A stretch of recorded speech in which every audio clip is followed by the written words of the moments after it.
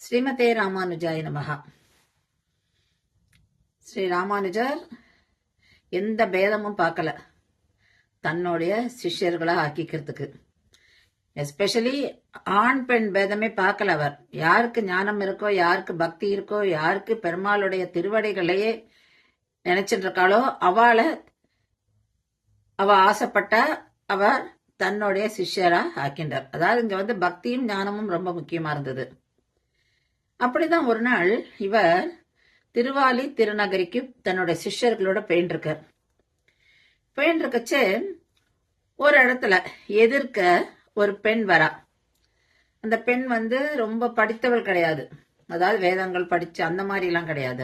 அவ எதிர்க்க வர இவ சிஷ்யர்கள் என்ன சொல்றான்னா, கொஞ்சம் ஒதுங்கு, அவர் சுவாமி வரார், அவர் போகட்டும் அப்படின்னு சொல்லி சொல்றான்.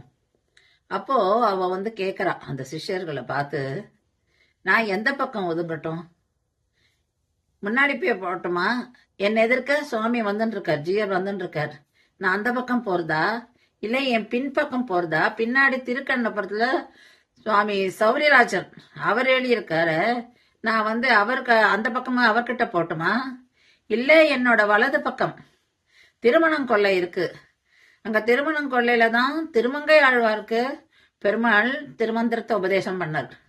அங்க ஒரு மரமும் இருக்கு, அந்த மரத்துல ஏறிதான் திருமங்கை ஆழ்வா பாப்பாராம் யார் வரா அப்படின்னு சொல்லி. அப்படிதான் பெருமாள் கல்யாண பிள்ளை கல்யாண பொண்ணா வந்தா அவா கிட்ட அவர் வழிபறி பண்றாரு. அந்த இடம் இருக்கே, நான் அந்த பக்கம் போறதா இல்ல இந்த பக்கம் போனாக்கா திருவாளி மணவாளன் எழுதி இருக்காரு, நான் இந்த பக்கம் போறதா, எந்த பக்கம் நான் போகணும், சர்வ இடத்துலயும் அவதானே வியாபித்து இருக்கார், அப்ப நான் எந்த பக்கமா போறது அப்படின்னு சொல்லி கேக்குறார். இத ராமானுஜர் கேட்டுட்டு அப்படி அவருக்கு ஒரே ஆச்சரியம். என்ன ஒரு ஞானம் அவளுக்கு, எப்படி எவ்வளவு அழகா ஒன்னொன்னே சொல்றாளே. இந்த மாதிரி திருமங்காழ்வாரோட வாழ்க்கையை பத்தி சொல்றா, எங்கெங்க என்னென்ன பெருமாள் எழுதியிருக்காருன்னு சொல்றா அப்படின்னு சொல்லிட்டு அவர் என்ன பண்றார், அப்படியே ஆச்சரியத்தோட.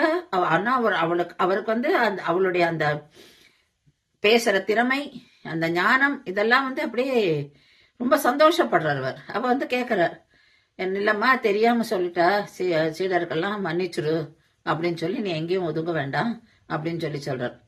அப்போ அவர் கேட்கிறார், சரி உனக்கு இவ்வளவு ஞானம் இருக்கு, நீ ஏன் பெருமாள் கைங்கரியத்தில் ஈடுபடக்கூடாது, நீ வந்துரு என்னோட வரியான்னு கேட்கிறார்.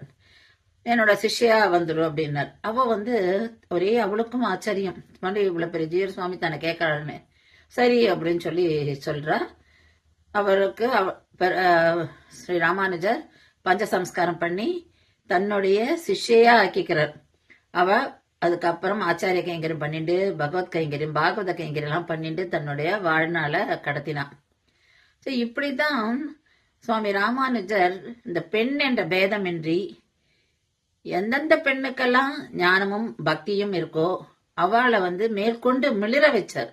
அவள் மேற்கொண்டு அப்படியே மெருகேத்தி விட்டார். அதனால்தான் அவர் அவளெல்லாம் தன்னோட சிஷ்யர்களை ஆக்கிண்டார்.